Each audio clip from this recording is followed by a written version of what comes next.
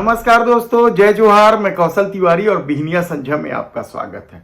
छत्तीसगढ़ की राजनीति एक बार फिर गरमाने लगी और इस बार गरमाने की वजह भूपेश बघेल ही है। दरअसल चुनाव होने के बाद जब भारतीय जनता पार्टी सत्ता में आई तब से भूपेश बघेल को घेरने की कोशिश जारी है। हालांकि अभी तक भूपेश बघेल बचे हुए हैं, लेकिन आगे बचे रहेंगे कहना बेहद कठिन है, क्योंकि मामला सिर्फ कोयला और शराब घोटाला नहीं है, बल्कि महादेव सट्टा ऐप से लेके दूसरे तरह के भी मामले अब सामने आने लगे हैं। बलौदाबाजार हिंसा के बाद जिस तरीके से सरकार ने भूपेश बघेल को घेरने के लिहाज से उनके समर्थक विधायक देवेंद्र यादव की गिरफ्तारी की है, उसके बाद राजनीति उफान पर है। देवेंद्र यादव की गिरफ्तारी के खिलाफ जब भूपेश बघेल और पूरी कांग्रेस सड़क पर उतरने लगी तो इसी दौरान भूपेश बघेल की सुरक्षा चूक को लेकर मामला गरमाने लगा और बजरंग दल और विश्व हिंदू परिषद पर भूपेश बघेल का रास्ता रोककर उनके सुरक्षा अधिकारियों से के साथ बदतमीजी का जो मामला सामने आया, उसके बाद कांग्रेसी सड़क पर उतर आए। भिलाई में जब कांग्रेसी थाना घेरने जा रहे थे तो इस दौरान पुलिस लाठी चार्ज कर दी और राजनीति को लेकर जब दुर्ग एसपी जितेंद्र शुक्ला का रुख कड़ा दिखाई देने लगा तो भूपेश बघेल ने लाठी चार्ज के बाद सीधे सीधे एसपी को ही गुंडा कर दिया। न खेत सुरक्षित है, न गाय गरवा सुरक्षित है, न बेटी बहू सुरक्षित है, ना लड़का मन तक सुरक्षित नहीं है। बहुत प्रसिद्ध स्कूल है, वो यौनाचार के शिकायत मिले हैं, लेकिन एसपी ऐसे धमका दे शिकायत करबे फिर देख ले, मतलब सबसे बड़े गुंडा कोई है तो दुर्ग में एसपी बन गए। और अब एसपी के तेवर के बाद क्या भूपेश बघेल उन्हें घेरने के लिए नई रणनीति बना रहे हैं? और क्या डीपीएस में हुई छेड़छाड़ के मामले को लेकर दुर्ग एसपी के खिलाफ मोर्चा खोल देंगे और कोई बड़ा आंदोलन खड़ा करेंगे? दरअसल डीपीएस में एक बच्ची की तबीयत खराब होती है और उसे जब इलाज के लिए मेडिकल हॉस्पिटल ले जाया जाता है तो रिपोर्ट सामने आती है कि बच्ची के प्राइवेट पार्ट के साथ छेड़छाड़ की गई है।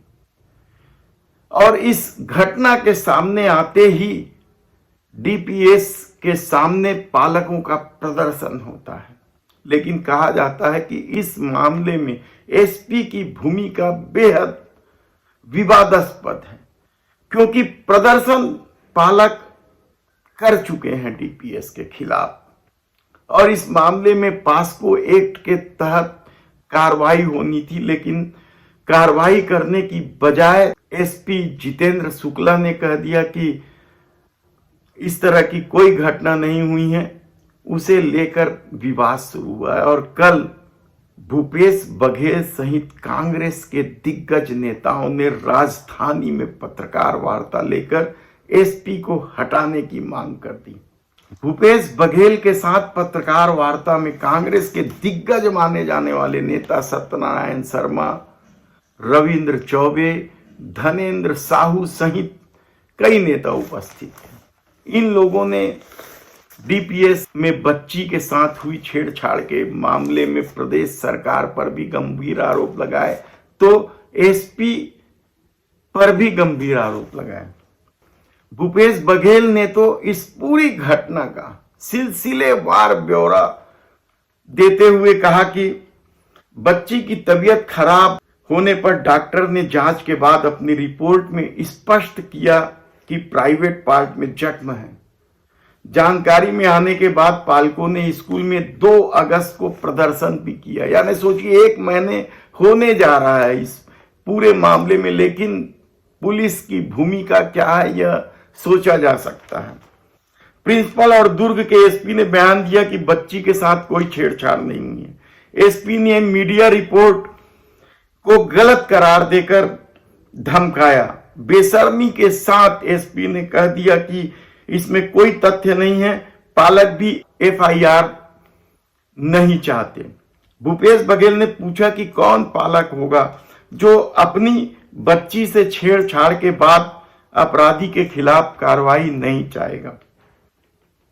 उन्होंने तो डीपीएस के प्रिंसिपल के पॉलीग्राफ टेस्ट कराने की भी मांग कर दी है और सवाल उठाया कि क्यों नहीं कराया गया।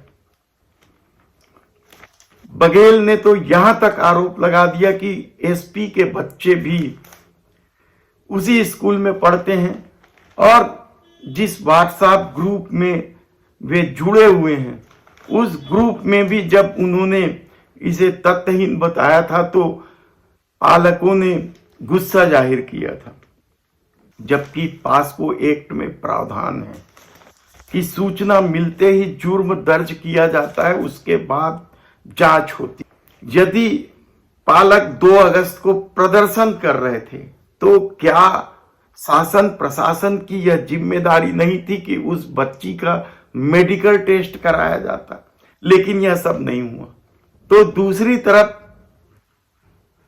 इस पूरे घटनाक्रम में भूपेश बघेल ने अपनी ताकत न केवल सत्ता को दिखाई है बल्कि पार्टी के भीतर भी अपनी ताकत दिखाई है और एक कदम आगे बढ़ते हुए उन्होंने जेल में बंद अपने खास समर्थक देवेंद्र यादव को राष्ट्रीय पदाधिकारी जैसे महत्वपूर्ण जिम्मेदारी भी दिलवा दी। अब देखना है कि राजनीति किस करवट बैठती है।